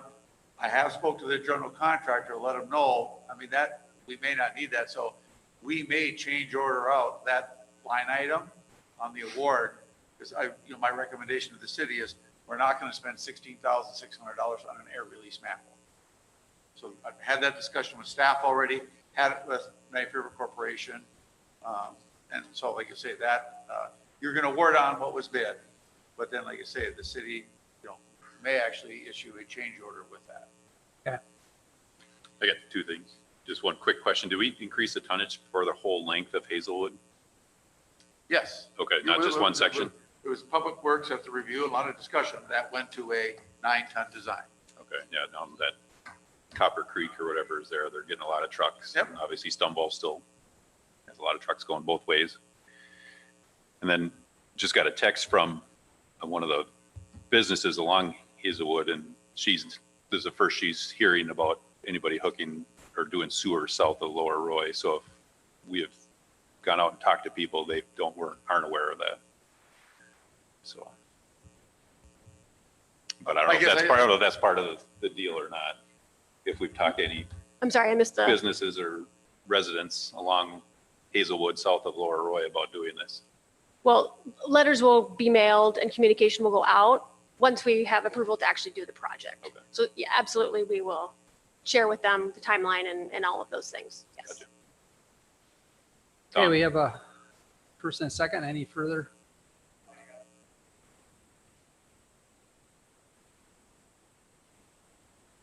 Some of the residents and businesses along there are aware of the sewer project and have requested it. And this Wastewater, one of those. Okay. Okay, any more discussion? All those in favor? Aye. Opposed? Motion passes. And I just wanted to, I think Mark mentioned at the very beginning, but these are the last 2 roads from our 2018 bond. So we will be finishing that bond, which is great. And it'd be nice to have that checked off the list. Yeah. All right, agenda item E8, which is the accept the bid from Landwehr Construction for Hazelwood Drive Bridge Project. Mark, you have some All right, again, input there? that Sunday, the city, in conjunction with Crow Wing County, and state aid work, plans and specs for the bridge replacement on Hazelwood Drive, and bids were received, is outlined in your packet. And so I say the Landwehr Construction, who actually constructed the bridge in 2015 up on Cullen Brook, was the low bidder for the project. And they said, their bid was actually within the budget that was submitted to state aid, which was actually $291,113. So we didn't have to go through any steps asking state aid for more dollars. It is a unit price, so things change, but state aid would cover it. So, right now our recommendation to the city is to proceed, with the bridge replacement project, with most of the dollars coming from the state bridge bonding fund that, will come through your agreement with Crow Wing County. I'll make the motion to accept the bid as presented for the Hazelwood Bridge. Is there a second? Yes. We have a first and a second. Any discussion? Is there any are you working together with the road rebuilds, so they're all going in the same time? Completion date? Yes, right now, the bridge project has a completion date in the end of August, because it's about a 12-week time to get the precast culvert designed, fabricated, cast, and delivered. But it's correct. Essentially, most contractors in their summary of works need to coordinate, and we're going to, Knife River, who you just awarded to, will be doing the wear course in September after the bridge project is done. We're not going to put down fresh pavement and then have another contractor rip it up and put it down. So I reviewed that with staff, and we, Why not? Other governments do that. yes, we know what happened out here on 371, but we'll get a little more local control on, so that's good. Tom was very clear on that, so that's how both contracts are structured as far as their delivery dates. Any more discussion? All those in favor? Aye. Aye. Opposed? Motion passes. All right, thank you. I guess with respect to both those, then WSN will be issuing, the award letters to the contractors with the agreements, and then they need to provide their bonding and insurance. So it'll be a 2 to 3 week period before we actually bring the stuff back for a city signature. Moving on to agenda item E9, Woodseth proposal for construction observation for wastewater treatment facility expansion. Don, Jenny, or not Don, Mark, Jenny, anyone want to comment on this? Mark can certainly speak to probably specific questions, Yep. but the proposal was included in our budget for the expansion project. And I think Right. that's I don't know if probably you remember about it. last fall, Don, when you asked me about the design budget of 192,000, and I said, well, wait till you see the construction phase budget. So, because you are required by the PFA and the MPC as part of the funding you receive, the low interest funding, that, as a city will be providing what they call full-time construction observation. Now, that does not mean that when they're out building the building, the electrician is pulling wiring, somebody's going to be out there watching that. But, I guess, I'll tell you, I brought my spreadsheet that I put all the hours, and I can tell you, Don, what I did. The big part of that is, you saw the budget, the 237.5, that is for that field person. It's fortunate, I'm not bringing somebody up from Minneapolis, St. Paul, or, for that. So, but I will tell you, as far as just with the PFA, you've got to do the American Iron and Steel Act, paperwork. You do all the wage rates. There's a number of things, that are done. So, like you say, if you have specific questions on, Mark, how did you come up with those totals in the agreement? These are the hours and the people I assigned to it. And I can tell you, I started out, and then Larry Van Hout from our Alex office reviewed it because I was considerably higher. And Larry said, well, the NPCA, when they stipulate full time, they're essentially looking for the daily reports and the weekly reports. But that doesn't mean, in August, yes, when they're out there working, the guy might actually put in 55 hours that week. But in February, when the, HVAC guys show up, bending teeth and running stuff, you show up for an hour, this many workers are on site, you finish the report, and that's what you do. So just, like I said, I went through the hours and put them in, because I have to give you, the city, a realistic idea of what it's going to take to go through all, because at the end, essentially, you have to file with the PFA all the documentation at the end. Can I be the bad guy now? Remember early on, when we authorized you to proceed, we capped your fees at a certain amount of money, not to exceed. Can we do that on this one, or is this going to be a wiggle room on this one? Well, this is, the contract is written as hourly, because I have no control over the contractors, the schedule, the weather, and the NPC and everybody else. But Don, what I'm trying to give you too is, right, I didn't want to come in and tell you, 199,000, knowing very well there was no chance of being at that figure. I need to give your city administrator a budget that they're going to work with and be realistic. And Don, like I say, with respect to that, I understand. I don't, every month or every 6 weeks, whatever our billing cycle is, I mean, right in the explanation of the invoice, I tell Jenny what's been built to date, where we're at, and where we're tracking stuff. I just wanted to get your reaction. Yep. Okay. Well, and partly, right in here, I can say construction management. I mean, I have hours in there because you need to manage it. Plus, you need to report to the city. This is where you're at, because come November 2021, you don't want somebody announcing on you, I guess what I objected to is the line item said coffee and donuts. That bothered me. But other than that, okay. Any other discussion, questions? Otherwise, I'll entertain a motion. I'll make a motion that we accept the Woodseth proposal for construction observation and PFA reporting for the wastewater treatment facility expansion. Second. First and a second, any discussion? All those in favor? Aye. Aye. Opposed? Motion passes. All right, thank you. So, and I'll just offer to everyone that, this is predicated on the city authorizing to go ahead and start bidding in June. For some reason, you changed your mind. You gotta be a little more optimistic. So we assume we are, but, I'll offer to, this is for phase 2. I'm technically still working under our phase 1 agreement from last October, until we start bidding the project in June. So thank you. E10, personnel updates. Looks like we have some liquor store employees. I'll move to accept the personnel updates as presented. Second. Are these new people? They are for the summer, yes. Okay. First and a second, any further discussion? All those in favor? Aye. Aye. Opposed? Motion passes. 11, resolution approving donations. Mr. Chair, I'll move the resolution as presented. A second, Second. any discussion? Personally, I'd like to say thank you to everyone on here for donating. Much appreciated. All those in favor? Aye. Opposed? That one passes.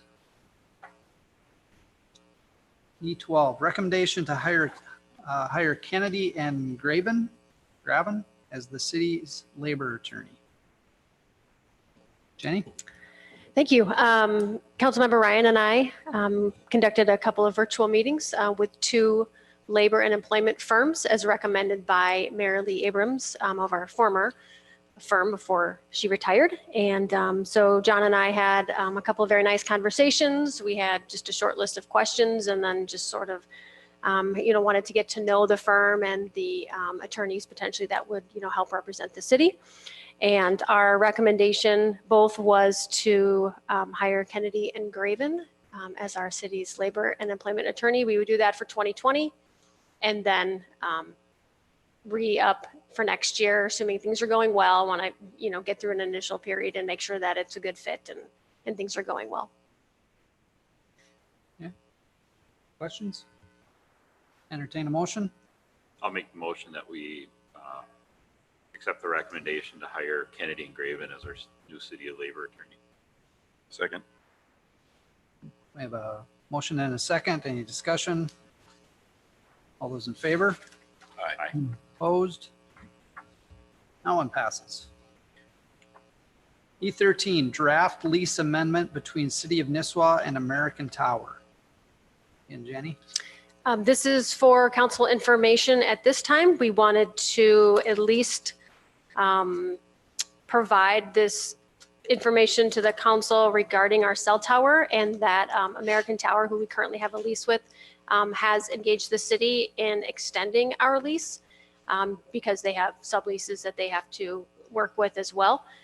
And so they have provided one draft proposal for us to review. I've been working with Attorney Todd Pearson on some of the specifics, and we have some details to get through, but we wanted to at least give you some information in case you, so it starts to be familiar as we talk about it more. We are looking at creating a different access road for gaining access to the cell tower and not utilizing our sewer plant roads and facilities, especially with the expansion upcoming, to keep that more secure. So there are some things we're looking to negotiate. Would you believe I actually read it? I do I believe have two that, comments. yes. believe I'll give them to you. That's on page 11 and page 13, comments. I'll give Is them that to for you. me for later? To look at Up to later, you. or How long are they looking to extend this? 30 years? So Yes. 2058? Did this come up not that long ago, or was that, did we have some other lease that, I think somebody Was else wanted to put a extended or- tower right in downtown somewhere. Right. is that We what were I'm, working is that with what I'm towers. thinking of? Verizon on a Okay. smaller tower, yes. Yes. Okay, for some reason I thought it was this, but I would advise you give Jenny your comments I will certainly do that. outside the Yes. meeting. I'll get them to you, yeah. Yeah, Pardon? Well, I noticed on page 13, we don't have you listed as the attorney. We should probably fix that. Yeah, I noticed that too, I guess, now you You said let that. the cat out of the bag. We're not hiring you for this project. And then there's just a small item on page 11, which could turn into a big issue. Well, there's certainly things in there that I am also, we need to work through. So by no Okay. means are we I'll give it to you. done. So thank you. Anything else? Okay, moving on. Now we're into old business. Lake Edward Township Agreement. I'm not sure who wants to speak on this. Tom, do you have I any can. input? John? Jonathan, probably. Yeah. I can start. The mayor had spoken with Township of Lake Edwards about the plowing of East Clark Lake Road. We received a complaint last winter. There were two significant snow events, and East Clark Lake Road didn't get plowed in a very timely manner. I also spoke with George from Lake Edwards Township, and evidently their plow truck driver got stuck both of those times.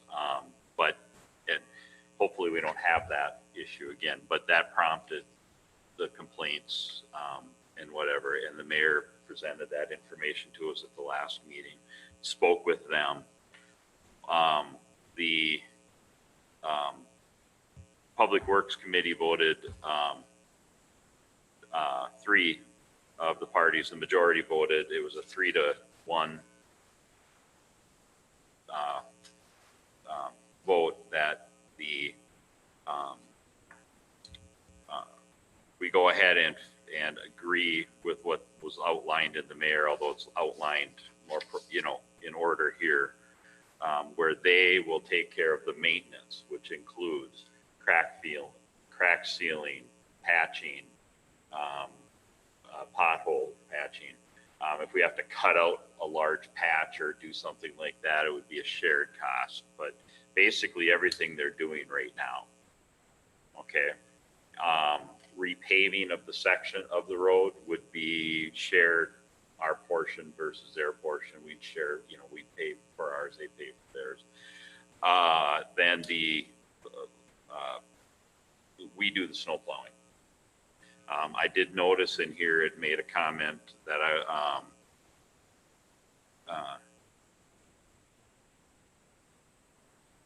can't remember where I saw it now, but basically we're not responsible for damage on their side of the road, and they're not, and so my concern was that if our guys are plowing and they knock somebody else's mailbox over, sign over in Lake Edwards Township, are we gonna have to pay for it? It's not a huge item, but it was a solid gold mailbox when it gets broken. Yeah. They seem to be, and I noticed there was it was in here, that they would, we hold each other, are held, what am I looking for? Harmless? Harmless. Basically, they'll take care of their side, we take care of our side. That would be something. The decision by the committee was to accept it as it was drafted.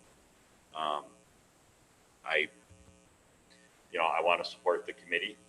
I mean, they're there, they're volunteering their time, so that's presented. If I didn't present that correctly, somebody please stop, let me know. I'm just concerned about the precedent it sets, which you know, plowing the road, from talking to Tom, talking to the plow drivers and stuff, it's just not that big a deal. It's gonna take more than 11 or 10 minutes, as was outlined. It's gonna depend on how much snow there is, the consistency of the snow, the whole 9 yards. But half hour is more like it to do it correctly and right and everything. We're really not gaining anything by this agreement, other than the road will most likely get plowed sooner. So those residents in the city of Nisswa will be plowed out sooner than they currently are getting. Has Lake Edward Township agreed to this document that we have? They have not yet, no. They have been given the draft and informed that the council would be discussing tonight, and we would let them know where our council was at. Mr. Chair, I'll move the road maintenance agreement as presented, with the understanding it's not effective unless the Township of Lake Edward also agrees to the document. Is there a second? I'll second it. Go ahead. Did you go? And take that off your We've hand. got a motion and a second. Any discussion? I just wanted to double check here. Where did I see that on here?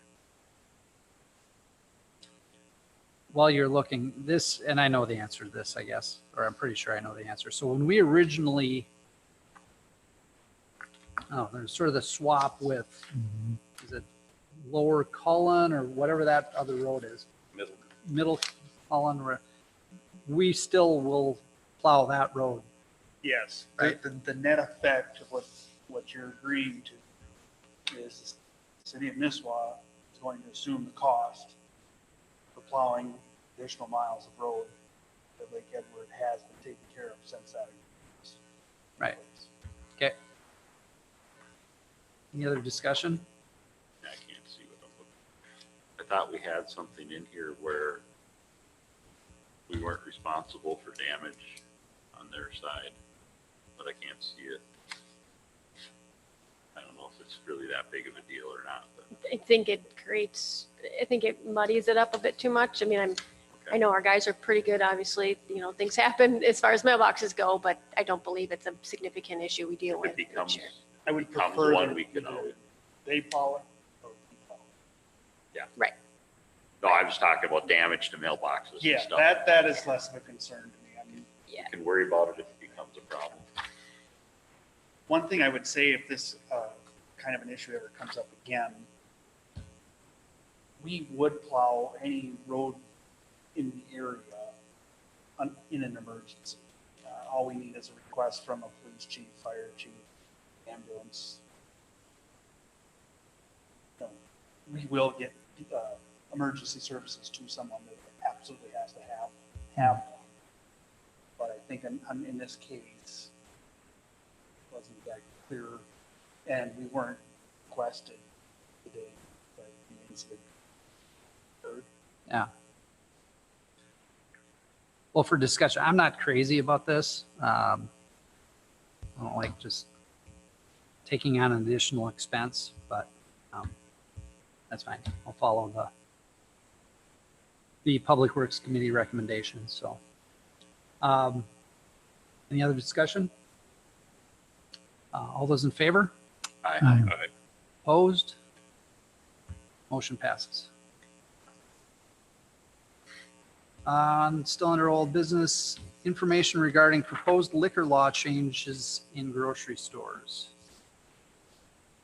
Jenny, you want to speak to this? Certainly. So I was able to put together some information for the council to review. The draft resolution that you have in front of you is a resolution that was approved by another city, and wanted to just give it to you for, or, you know, provide it for some context. And then also some other accompanying information regarding the previously proposed liquor law changes that have been discussed over the past couple of years. Certainly, I don't believe this is anything really on the radar right now. So the council could you know, just table this until a future date. But certainly wanted to give you some information. If you need anything additional or have any other thoughts for me, I'm happy to get that feedback. So here's a question. With a resolution like this, what happens with it? We pass it, it gets published. Is it actually sent to the Capitol? Oh, yes, It absolutely. is, With okay. it's sent to our legislators, it's sent to the governor, it's sent to the League of Minnesota Cities. They are the ones typically doing the heavy lifting to advocate for cities for certain laws. And they do specifically, they'll name cities who are, on whatever side of the issue, and working with our legislators that way. And is this, I know this, well, probably with everything going on, it's probably pretty far down the to-do list, but Right. is it on the docket to be discussed in future sessions or imminent sessions It is not right now. Potentially, Okay. I would Next year. next year? I Okay. would foresee it coming back next year. So like I said, it could be something that we just, table until the next session for I- review. Go ahead. I would just move that we authorize the clerk, the administrator to put this in her suspense file for December of this year, just prior to the legislative session coming up in 2021. Yeah, well, I think this is a great idea and I'm certainly in support of it. I think we did it now, maybe it just kind of gets lost in the shuffle. And Yeah, absolutely. Just didn't want to forget that this was brought up before. So I think that would be a good plan. Was that a motion? Yeah. It's just Second. information. Huh? Isn't it just council information or is there a motion wanted? I think it'd be fine to Second. do the motion and just, then we have a plan. First and second, any Make it easy. discussion? All those in favor? I Aye. don't know what we're talking. No. Thank you. What the motion was? She'll put it in her file. Okay, December. Okay, old business F3, council discussion under the, regarding council liaison structure. Jenny? So there was information provided to the council at the start of the meeting. This is what I would propose as far as the front page is the current structure for each of our committees and commissions. And then on the back side of the page is sort of my proposal for adjustment. What I would just request at this time is just look it over, provide me with some feedback, and we can follow up next month if that works for the council. There would be some ordinance amendment rewrites and some things that would be required if we were to move forward with the adjustment. So that's what I wanted to just get your feedback as far as if I'm on the right track with our previous discussions. Why did this issue come up originally? How did it start, the change? It's a great question. It's been some months now. We have, I believe the council and I have talked about as part of transitioning with the city administrator role, that we would also look to streamline the liaison role at some point in time. And so I do believe the mayor was the one who kind of reinitiated this topic earlier this year to say, let's maybe start to look at it, which I agree. I think our committees and commissions are in a good spot and they are operating very effectively. So maybe that's an opportunity to lighten some of the requirements of the council for meetings and different things. So it's a way to just streamline some of that. I see the major issue in all of these changes is that the liaison is a non-voting member and attends meetings to only listen to the commission's discussion. Yes. So you're just there to listen? Is that the intent? The hope would be that you would hear the conversation at the commission or committee level and be able to provide context here at the council meetings, like you have done tonight for some of the planning commission items. And so you have that connectivity, you hear the conversation and sort of be a relay between. Certainly if the committee or commission had questions for the liaison, you could provide some input or context for them. But it's also a way to engage more citizens in the process. And sometimes there's that perception that some council members maybe have 2 votes, even though I don't necessarily have a concern about it, but it's certainly there on occasion. On each one of these, the P and Z, all 3 of these, I'm assuming you got 5, 7, and 5. One of those would include the department head, Public Works Department Head, Park and Rec, and then Brittany, or? No, the members, the department heads are not members of the Okay. commission or committee. The Okay. department head's going to be, in Facility. facilitating, well, in more of a providing the information. Each commission should have a chair run the meeting, Okay. at, just like the planning commission is a good Okay. example of that. I don't want Tom to get up. I could just as well read the meeting minutes after the meeting is over with and get the same sense. And, if that's ultimately the consensus of the council, we don't have to change anything, certainly. So I wanted to provide something for consideration, and that'd be up to the council if you'd like to have this on the agenda next month, or just for information, and we'll just let it go for now. I don't have I haven't really looked and delved into it. I know we've talked about this at Public Works.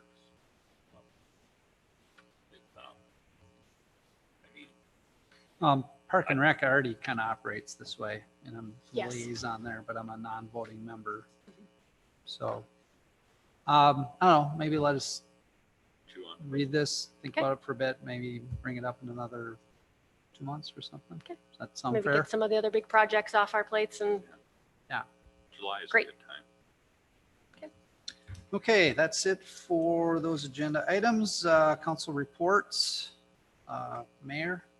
I guess then that goes to me. Just two things, and they're basically both related to tonight's meeting. First of all, after the vote, I started rethinking things. Just wanted on the record and known. I voted nay on the resolution, not because I think it's great that we did something.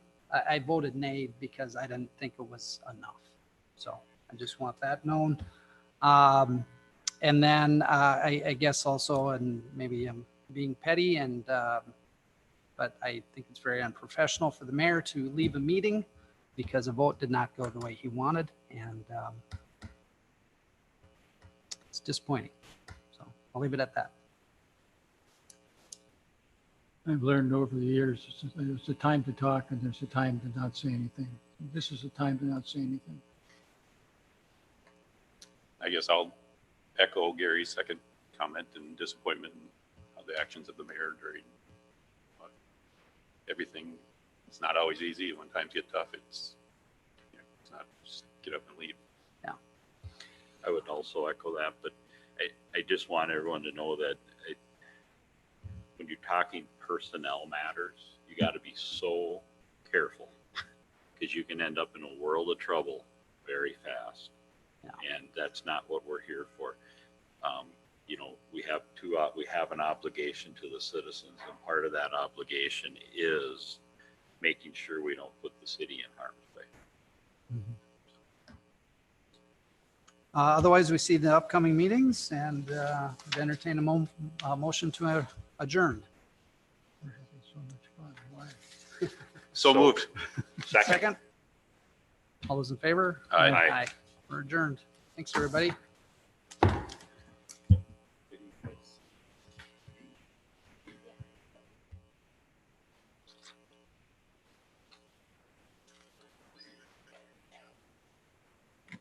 So do you know anybody who knows irrigation? Yeah, that might want a job.